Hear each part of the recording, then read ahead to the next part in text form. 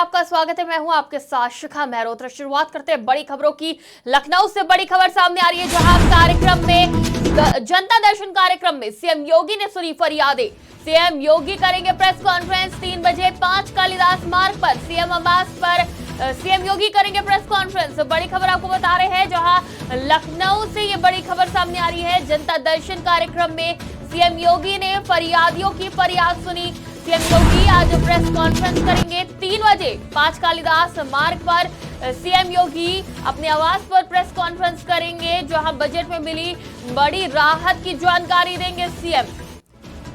तो बजट पर बात करते हुए नजर आएंगे आज सीएम योगी। बजट में मिली राहत के बारे में जानकारी देंगे। प्रेस कॉन्फ्रेंस करेंगे आज सीएम योगी। तो आज 5 कालिदास मार्ग पर यानी अपने आवास पर सीएम योगी आदित्यनाथ प्रेस वार्ता करेंगे और बजट में मिली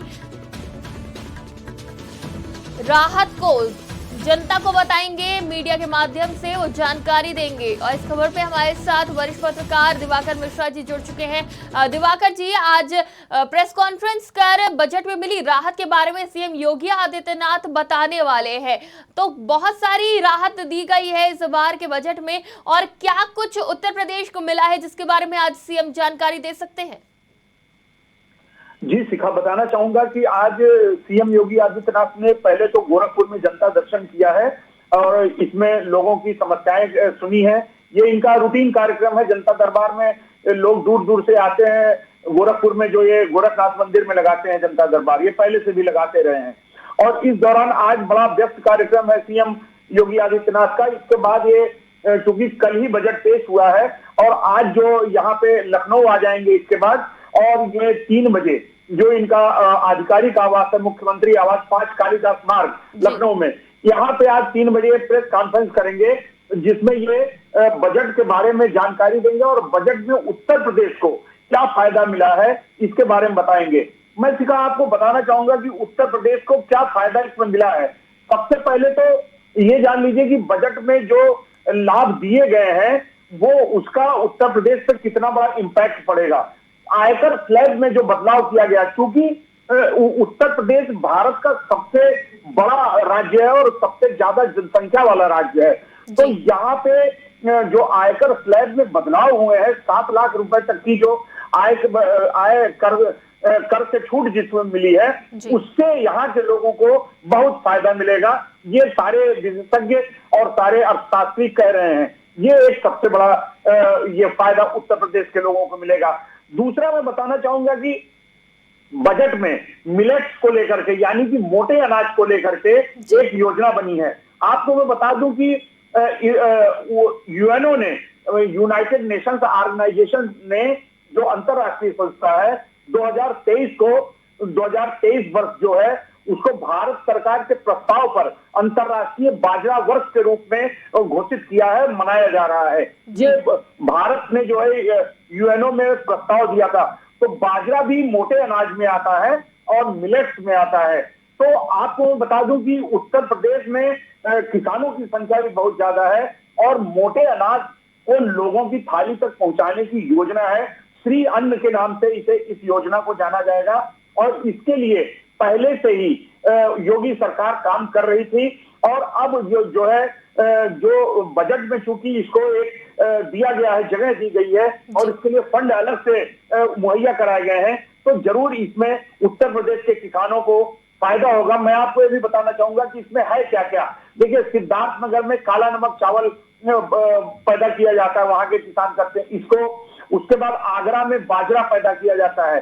सोनभद्र, बुंदेलखंड और मिर्जापुर के किसान सावा और कोदो नाम का चावल, ये वैरायटी होती है और ये भी मिलेट्स में आती है और ये पैदा करते हैं। कानपुर के किसान लाल ज्वार को पैदा करते हैं। तो इस तरह से आप देखेंगे तो बहुत सी चीजों को लेकर के जो बजट में प्रस्ताव दिए गए हैं उसमें यूपी के लोगों को बड़ा फायदा मिलने वाला है और इसी की जानकारी मीडिया के माध्यम से आज सीएम योगी आदित्यनाथ देने वाले हैं। जी शिखा।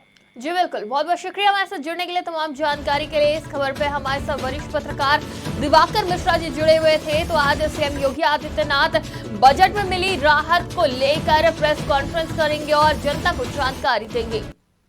अब अगली खबर का रुख करते हैं, जहां एक और बड़ी खबर सामने आ रही है। यूपी एमएलसी चुनाव में सभी सीटों पर बीजेपी और समाजवादी पार्टी के बीच कांटे की टक्कर। बड़ी खबर आपको बता रहे हैं, जहां विधान परिषद चुनाव की मतगणना जारी, 5 सीटों पर हुए चुनाव की मतगणना जारी। बड़ी खबर आपको बता रहे हैं, जहां सुबह 8 बजे से चल रही मतगणना। बड़ी खबर आपको बता रहे हैं, जहां गोरखपुर, बरेली, झांसी और कानपुर में गिनती जारी है। इन जगह पे चुनाव हुए थे। 3 फरवरी की देर रात तक परिणाम आएंगे। बड़ी खबर आपको बता रहे हैं, 5 सीटों पर कुल 63 प्रत्याशियों के भाग्य का होगा फैसला। विधान परिषद चुनाव की मतगणना जारी।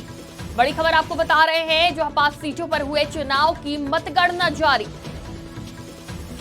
सुबह 8 बजे से चल रही है मतगणना। बड़ी खबर आपको बता रहे हैं, जहां सुबह 8 बजे से मतगणना शुरू हो चुकी है। गोरखपुर, बरेली, झांसी और कानपुर में गिनती जारी है। 3 फरवरी की देर रात तक परिणाम आएंगे। बड़ी खबर आपको बता रहे हैं, यूपी एमएलसी चुनाव में सभी सीटों पर बीजेपी और समाजवादी पार्टी के बीच कांटे की टक्कर हो रही है। एमएलसी की 5 सीटों पर कुल 63 प्रत्याशी मैदान में हैं, जिनके भाग्य का फैसला होना है। सुबह करीब 8 बजे से ही वोटों की गिनती शुरू हो गई है। 5 सीटों के लिए 39 जिले में 30 जनवरी को मतदान हुआ था। अगली खबर का रुख करेंगे, संभल से बड़ी खबर सामने आ रही है, जहां 4 विकास खंडों के एडीओ पंचायतों को चेतावनी जारी। डीपीआरओ की एडीओ पंचायत के वेतन रोकने की चेतावनी जारी। लापरवाह आशा बहुओं पर कार्रवाई न करने पर चेतावनी। विकास खंड गुन्नौर, रजपुरा, जुनावई, असमौली का मामला। बड़ी खबर आपको बता रहे हैं, जहां लापरवाह आशा बहुओं पर चेतावनी, कार्रवाई की चेतावनी दी गई है। विकास खंड गुन्नौर, रजपुरा का ये मामला बताया जा रहा है। संभल से ये बड़ी खबर सामने आ रही है। बड़ी खबर आपको संभल से बता रहे हैं, जहां 4 विकास खंडों के एडीओ पंचायतों को चेतावनी जारी।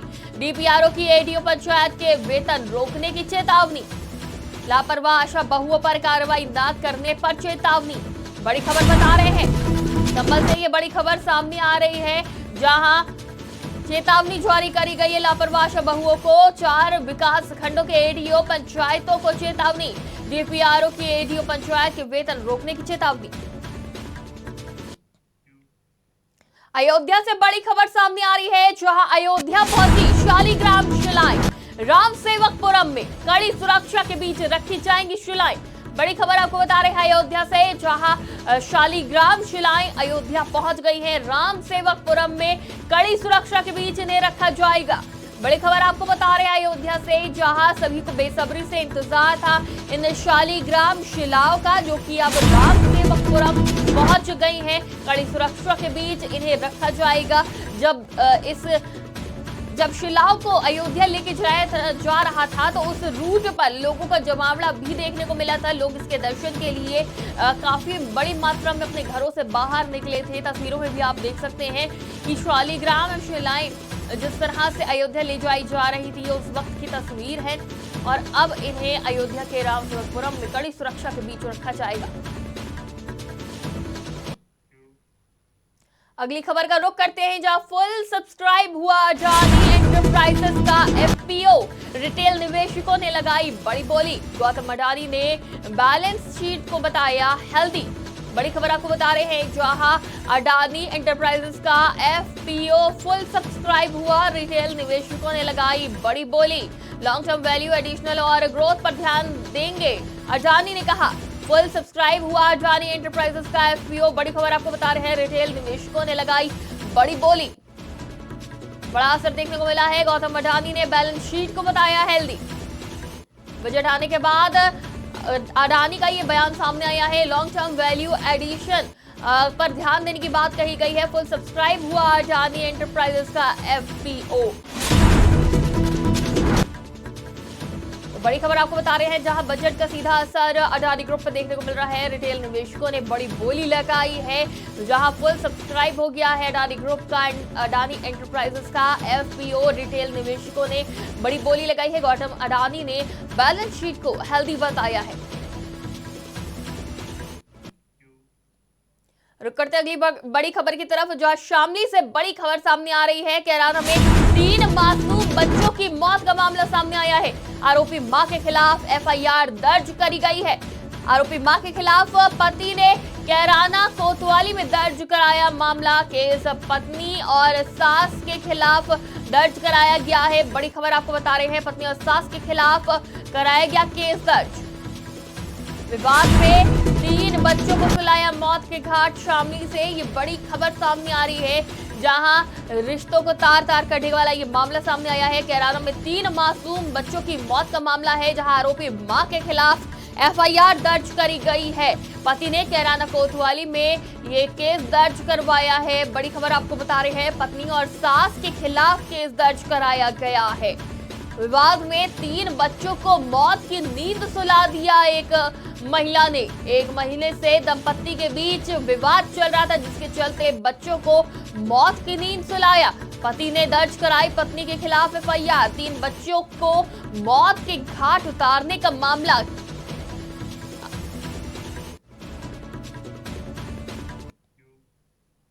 रुक करते अगली बड़ी खबर की तरफ। लखनऊ से बड़ी खबर सामने आ रही है, जहां ग्लोबल इन्वेस्टर समिट की तैयारियों के लिए आज होगी बैठक। बड़ी खबर आपको बता रहे हैं, ग्लोबल इन्वेस्टर समिट के लिए आज होगी बैठक। वृंदावन योजना कार्यक्रम स्थल में 3 बजे आयोजित होगी बैठक।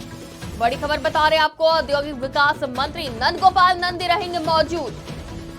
लखनऊ से ये बड़ी खबर सामने आ रही है, ग्लोबल इन्वेस्टर समिट की तैयारियों के लिए आज होगी बैठक। वृंदावन योजना कार्यक्रम स्थल में 3 बजे आयोजित होगी बैठक। औद्योगिक विकास मंत्री नंद गोपाल नंदी होंगे शामिल।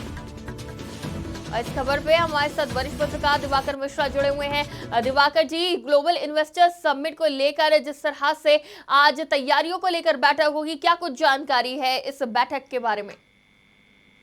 जी शिखा, बताना चाहूंगा कि ग्लोबल इन्वेस्टर समिट को लेकर के उत्तर प्रदेश की योगी सरकार पूरी तरह से चाक चौबंद व्यवस्था करने में जुट गई है और युद्ध स्तर पर इसकी तैयारियां हो रही हैं। आपको मालूम ही है कि किस तरह से योगी सरकार इस ग्लोबल इन्वेस्टर समिट को लेकर के कितनी गंभीर है। इससे पहले आपने देखा होगा, आपने सुना होगा कि किस तरह से इन्वेस्ट लाने के लिए फॉरेन के कंट्रीज में योगी सरकार के बड़े बड़े सारे मंत्री गए थे। उसके बाद देश के सारे बड़े शहरों में उन्होंने रोड शो किया था। स्वयं योगी आदित्यनाथ ने इसकी कमान संभाली है और उन्होंने मुंबई में इन्वेस्ट लाने के लिए यूपी ग्लोबल इन्वेस्टर समिट में सारे बड़े उद्योगपतियों के साथ मुंबई में बैठक की थी और खुद भी रोड शो किया था। अब उसी क्रम में यहाँ पे अब चूंकि ये समय नजदीक आ रहा है, 10 से 12 फरवरी के बीच में ये उत्तर प्रदेश के लखनऊ के इंदिरा गांधी प्रतिष्ठान में होने वाला है। इसको लेकर के बैठकों का दौर तेज हो गया है और ये आज वृंदावन योजना कार्यक्रम स्थल में 3 बजे से ये बैठक प्रस्तावित है, जिनमें औद्योगिक विकास मंत्री नंद गोपाल गुप्ता नंदी मौजूद रहेंगे। मैं आपको बता दूं शिखा कि इसी लेकर के कल मंडलायुक्त डॉक्टर रोशन जैकब बहुत ही उन्होंने भी काफी बैठक की है और लगातार वो बैठकें कर रही हैं। इनमें उन्होंने यही वृंदावन योजना के इन्वेस्टर समिट के वेन्यू पर ही ये बैठक की थी और इस बैठक में नगर विकास, आवास विकास परिषद, विद्युत विभाग, पीडब्ल्यूडी, अग्निशमन, पर्यटन और लखनऊ नगर प्रशासन, एलडीए सभी संबंधित विभागों द्वारा की गई तैयारियों का फीडबैक लिया था और संबंधित अधिकारियों को दिशा निर्देश दिए थे। उन्होंने कहा था, मंडलायुक्त ने कहा, जो भी तैयारियों के में कोई कमी नहीं रहनी चाहिए, सब तैयारियां पहले से ही उसको रिफॉर्म कर लेना है और 3 तारीख से यानी कल से कार्यक्रम स्थल पर मजिस्ट्रेट ड्यूटी लगाई जाना सुनिश्चित कर दीजिए। इस तरह देखा जाए तो जीआईएस को लेकर के योगी सरकार बहुत ही गंभीर है और उसको कायदे से निपटाने के लिए, अच्छी तरीके से वो कार्यक्रम पूरा करने के लिए लगातार बैठकों का दौर जारी है। जी शिखा। जी बिल्कुल, बहुत बहुत शुक्रिया हमारे साथ जुड़ने के लिए, तमाम जानकारी के लिए। इस खबर पर हमारे साथ वरिष्ठ पत्रकार दिवाकर मिश्रा जी जुड़े हुए थे।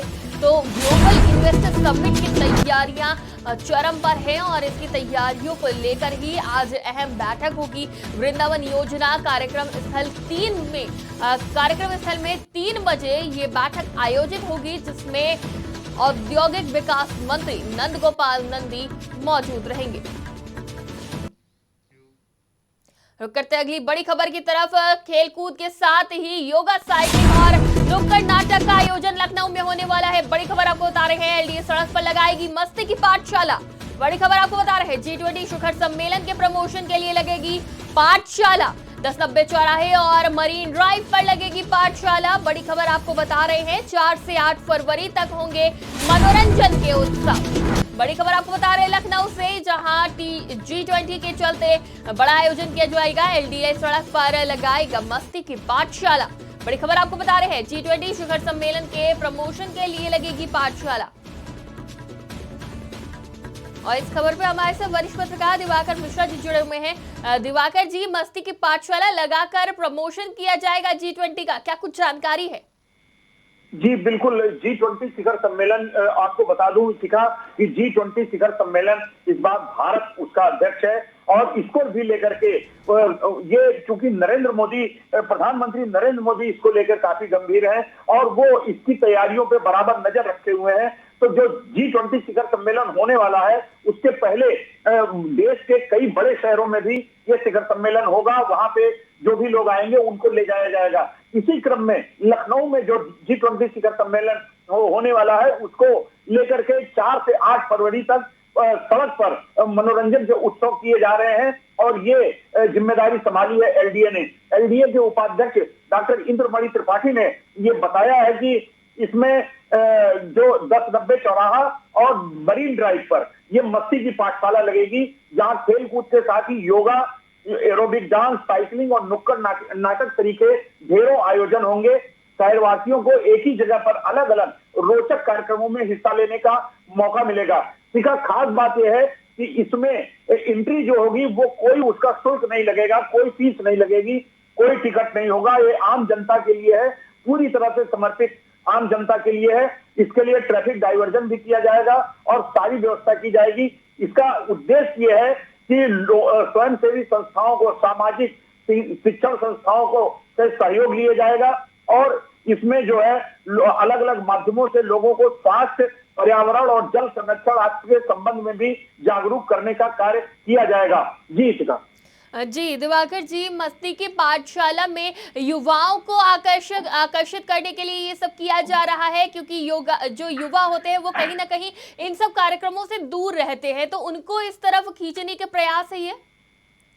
जी बिल्कुल, क्योंकि देखिए G20 शिखर सम्मेलन का अध्यक्ष बनना भारत के लिए बहुत ही गौरव की बात है और ये सारे युवाओं को हमारे जानना चाहिए कि ये क्या चीज है और किस तरह से इससे हम जुड़ सकते हैं, क्योंकि ये कोई छोटी बात नहीं है कि G20 शिखर सम्मेलन का इस समय अध्यक्ष भारत है और इसके प्रमोशन को लेकर के राहगीरी कार्यक्रम, इस कार्यक्रम को नाम दिया गया है राहगीरी कार्यक्रम की रूपरेखा तैयार की गई है, जिसमें जो भी व्यक्ति इन्वॉल्व होना चाहे, जो भी संस्था इन्वॉल्व होना चाहे, जो भी NGO इन्वॉल्व होना चाहे, जो भी शैक्षिक संस्था इन्वॉल्व होना चाहे, यहाँ तक कि जो भी आम पब्लिक इन्वॉल्व होना चाहे उसके लिए यह व्यवस्था की गई है। और 4 फरवरी से लेकर 8 फरवरी तक 1090 चौराहा लखनऊ के और मरीन ड्राइव, वहां दोनों पे सड़क पे ही इसका आयोजन किया जाएगा ताकि लोग इससे जुड़ सके और वो जान सकें कि G20 शिखर सम्मेलन हमारे लिए कितना गौरवशाली क्षण है जब हम उसके अध्यक्ष, भारत उसका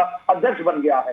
जी शिखा। जी बिल्कुल, बहुत बहुत शुक्रिया हमारे साथ जुड़ने के लिए, तमाम जानकारी के लिए। इस खबर पर हमारे साथ वरिष्ठ पत्रकार दिवाकर मिश्रा जी जुड़े हुए थे। तो लखनऊ से बड़ी खबर आपको बता रहे हैं, जहां युवाओं को आकर्षित करने के लिए LDA सड़क पर लगाएगा मस्ती की पाठशाला, जहां G20 शिखर सम्मेलन के प्रमोशन के लिए लगेगी पाठशाला।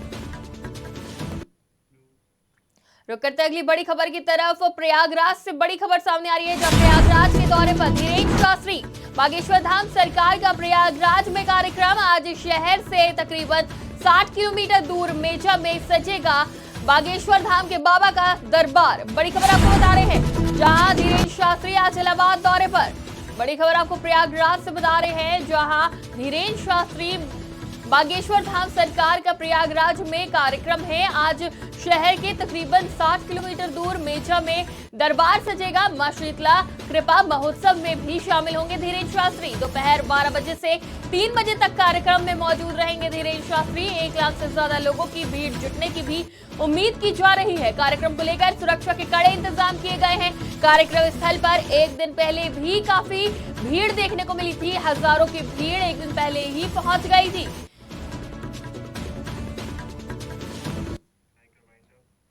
बड़ी खबरों में फिलहाल इतना ही। देश दुनिया की तमाम खबरों के लिए देखते रहिए आज की खबर।